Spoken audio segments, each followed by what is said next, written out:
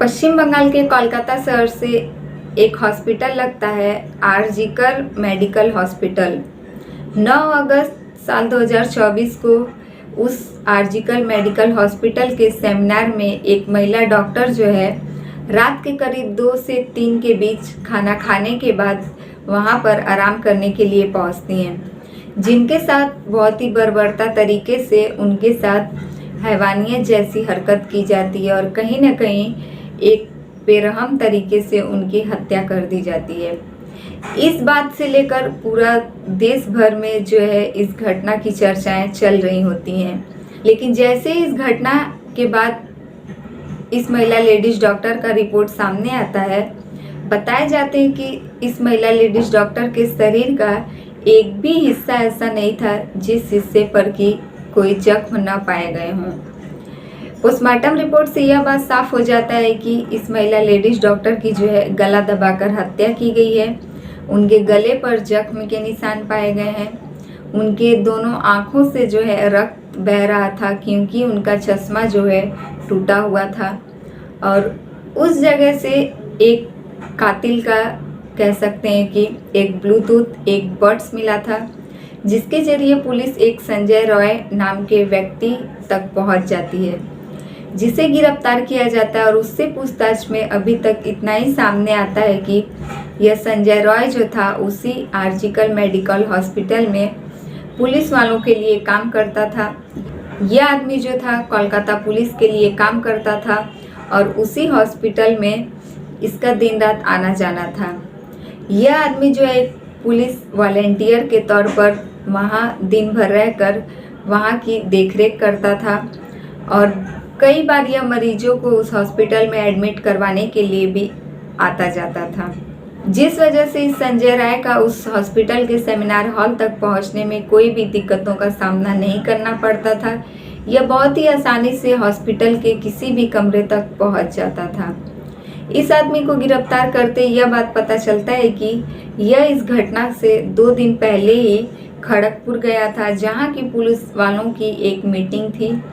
उस मीटिंग को अटेंड करने के बाद यह संजय रॉय जो है घटना वाले दिन ही हॉस्पिटल पहुंचता है और सुबह हॉस्पिटल जाने के बाद एक मरीज की पूछताछ करता है, जिसे कि वह खुद वहां पर भर्ती करवाया था। उसके बाद उस मरीज की शिकायत थी कि उसका एक रिपोर्ट नहीं हो रहा है। तब यह संजय रॉय उस मरीज को ले जाकर उसकी एक रिपोर्ट निकलवाता है, जिसके बाद वह हॉस्पिटल से नीचे चला जाता है। नीचे जाने के बाद हॉस्पिटल के पीछे वाले हिस्से में वह पहुंचता है और वहां जाकर बैठकर अपने एक दोस्त को बुलाता है और वहां बुलाने के बाद दोनों मिलकर जो है नशा करते हैं। यह दोनों मिलकर जो है वहीं पर बैठकर पीते हैं और वहां से पीने के बाद उसका दोस्त जो है अपने घर चला जाता है। फिर संजय राय जो है ऊपर हॉस्पिटल में जाता है और वहां जाने के बाद उसी सेमिनार हॉल में पहुंचता है जहां की वह महिला लेडीज डॉक्टर आराम करने के लिए गई हुई थी। तब उसी सेमिनार हॉल में पहुंचते ही यह उस महिला लेडीज डॉक्टर को जब गहरी नींद में देखता है तो इस संजय रॉय की जो है हवस जाग उठती है, जो कि यह नशे में भी था। यह उस महिला लेडीज डॉक्टर के साथ जो है अपनी हवस मिटाता है और जब बीच बचाव के लिए वह महिला लेडीज डॉक्टर जो थी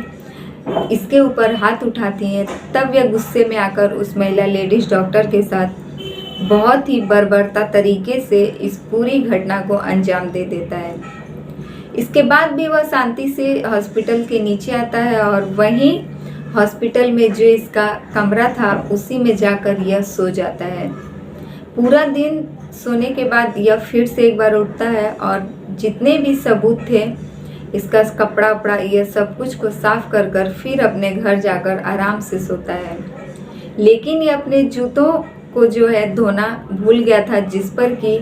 बहुत सारे रक्त के छींटे पड़े हुए थे। जब इसका ईयरफोन बड्स भी यह अपना उसी महिला लेडीज डॉक्टर के पास सेमिनार हॉल में छोड़कर आया था, जो कि पुलिस के हाथ लगते ही हॉस्पिटल के सीसीटीवी कैमरे से पुलिस जो है उसे ढूंढते हुए उसके घर तक पहुंच जाती है और उसके बाद उसे गिरफ्तार करती है। महिला लेडीज डॉक्टर की रिपोर्ट जैसे ही सामने आती है, यह बात पता चलता है कि इस महिला लेडीज डॉक्टर जिनकी बेरहम तरीके से हत्या कर दी गई है, लेकिन उनके साथ कहीं ना कहीं रेप जैसी हरकत भी सामने आई है। और पता यह चलता है कि इस महिला को इतनी बुरी तरीके से जख्मी कर दिया गया था कि इनके शरीर के हर एक हिस्से पर चोट पहुंचा था। पोस्टमार्टम रिपोर्ट से यह बात सामने आ गई थी कि इनके शरीर पर हर एक हिस्से पर जख्म था, गर्दन से लेके हाथ पैर के नाखून, और जो कि हाथ पैर के नाखून भी टूटे हुए थे और इनके ओंठ भी फटे हुए थे। गर्दन पर भी कुछ निशान थी और सर पर भी कुछ चोटों के निशान थी। लेकिन पोस्टमार्टम रिपोर्ट से यह बात सामने आई थी कि इनकी जो है गला दबाकर हत्या की गई है और शरीर के हर एक हिस्से पर चोट था, यहाँ तक कि दोनों आंखों से रक्त की धारा बह रही थी। और जिस प्रकार से इस डॉक्टर महिला की प्राइवेट पार्ट पर भी बहुत सारी चोटें पहुंचाई गई थी और इनके दोनों पैर को इस कदर से तोड़ा गया था कि प्रकार से पोस्टमार्टम रिपोर्ट में हर एक हिस्से के जख्म को डॉक्टर बयां करते आए हैं। वह लोग बता रहे हैं कि किसी एक आदमी का काम यह सब नहीं था। पोस्टमार्टम रिपोर्ट आने के बाद कुछ ही दिनों के बाद कोलकाता पुलिस से यह केस लेकर सीबीआई को सौंप दी जाती है। जब सीबीआई इस केस पर काम करती है, इस महिला लेडीज डॉक्टर के जो रिपोर्ट सामने आते हैं उसमें से एक बात का खुलासा यह भी हो जाता है कि इनके प्राइवेट पार्ट से जो सीमेन मिले होते हैं 150 ग्राम से भी ज़्यादा,